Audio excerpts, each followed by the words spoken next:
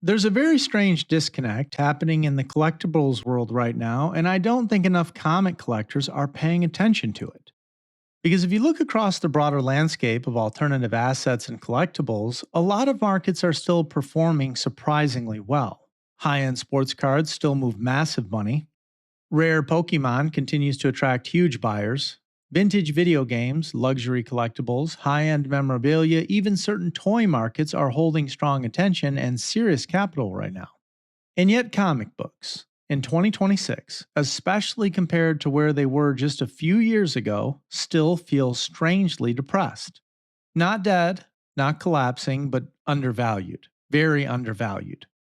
The deeper I look at the current comic market, the more I think we may eventually look back at this period as one of the biggest long term buying opportunities the hobby has seen in years. Because right now, there are major keys, historically important books, and legitimately iconic first appearances trading at levels that feel disconnected from their actual cultural importance. And I think a huge reason for that comes down to one thing: the economy. Now, obviously, whenever you start talking about collectibles and macroeconomics together, people tend to roll their eyes a little bit because it sounds overly analytical for a hobby that's supposed to be fun. But the reality is that comic books are absolutely affected by economic pressure, and honestly, probably more than collectors realize. Inflation, as we all know it, has changed consumer behavior dramatically over the last few years. People are paying more for food, more for rent, more for insurance, more for transportation, more for literally everything. And when basic life expenses rise aggressively, as they have, discretionary spending almost always tightens. That affects collectibles directly. Because no matter how passionate collectors are, most people still prioritize survival and stability over buying comics. And I think what we're seeing right now is a market where a lot of collectors simply have less free capital available than they did during the peak comic boom years. Now, that doesn't mean interest disappeared. That's the important distinction. People still love comics, they still watch comic movies, they still discuss keys, they still follow auctions and speculate and collect and grade books and all that. The passion is still there. But the aggressive spending behavior has cooled off. And honestly, that cooling has created some very interesting pricing situations. Because if you compare the cultural importance of certain comic books to where some of them are trading right now, there's a real argument that parts of the market are undervalued relative to other collectible spaces, especially blue chip keys. And when I say undervalued, I don't necessarily mean everything should immediately return to the absolute highs of the pandemic era market. That period had a lot of unusual factors driving it: stimulus money, people staying home, explosive speculation, rapid grading growth, and a massive collectibles boom happening all at once. Some of those prices were probably unsustainable short term. But what I do think is happening now is the opposite extreme. The market corrected, fear entered the hobby, and suddenly collectors became extremely cautious. And when fear dominates a collectible market, prices often overshoot downward relative to long term cultural importance. That's where comics feel like they are right now. Because if you really step back and think about it, comic books still represent the source material for some of the biggest entertainment franchises on Earth: Spider Man, Batman, X Men, Superman, all of that. These are globally recognized intellectual properties worth billions upon billions of dollars culturally. And the original first appearances connected to those characteristics still carry enormous historical significance. That's why it feels strange seeing certain key books trading where they currently are, especially when you compare them to other collectible categories. Now, one thing I've noticed recently is that some collectors have become so focused on short term price charts that they've started emotionally disconnecting comics from their actual historical importance. And that's dangerous thinking in a long term collectible market, because temporary market weakness does not erase cultural significance. Amazing Fantasy 15 does not become less important because economic pressure softens demand temporarily. Same thing can be said about Action Comics 1, all of that. The books are still the books. And historically, truly iconic collectibles tend to recover over long enough timelines because cultural relevance continues feeding them across generations. Now, another thing I think is contributing to the current softness is fatigue. The comic market ran incredibly hot for several years. Prices exploded, grading exploded, speculation exploded. Everybody was chasing keys, variants, movie rumors, and anything remotely connected to future media. And eventually markets cool. That's natural. But cooling and undervaluation are not always the same thing. Sometimes markets cool into fair value, other times they cool into pessimism. And personally, I think comics have drifted closer to pessimism than people realize, especially because broader collectible interest hasn't disappeared overall. That's the part I find really important. If collectibles everywhere were collapsing, that would be one thing. But that's not really what's happening.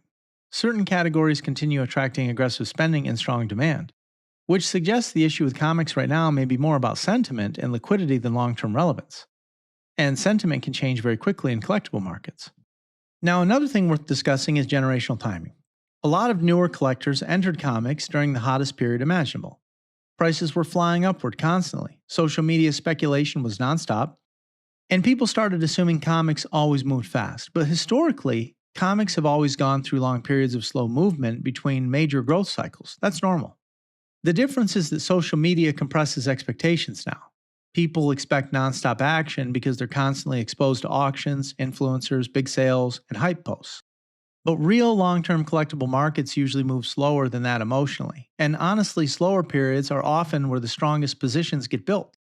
Because when everybody is euphoric, books become difficult to buy intelligently. Fear of missing out takes over, prices detach from logic, and so on. Collectors start to panic buy. But when sentiment cools, opportunities start appearing quietly. And I think that's happening right now in multiple areas of comics. Now, another reason I think comics are undervalued relative to other collectibles is because comics still carry a strange psychological stigma in parts of the broader investment world. Sports cards have become normalized financially. High-end memorabilia has become normalized financially as well. Luxury collectibles and rare games increasingly receive institutional attention, but comics still sometimes get treated like a niche hobby rather than legitimate cultural artifacts. And I'm not saying that's always the case, but sometimes it is. But I think that perception is changing over time, because the historical importance of comics is undeniable at this point. These characters shaped modern entertainment culture globally. Entire cinematic universes exist because of comic books. Massive industries were built from these stories. That foundation matters. Now, obviously, not every comic is undervalued. There are still plenty of overpriced books, overhyped moderns, and speculative nonsense floating around the hobby like there always has been. But when I look at major keys, especially books tied to foundational characters, it genuinely feels like parts of the market are softer than they should be, considering the long-term importance of the material. And that economic pressure probably plays a massive role in that. Because inflation changes collector psychology too. People become defensive, more conservative, less aggressive, they hold cash longer, they hesitate before big buys.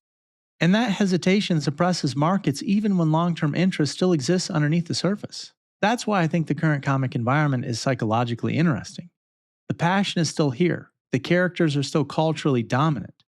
But spending aggression has weakened because real-world financial pressure is affecting collectors directly.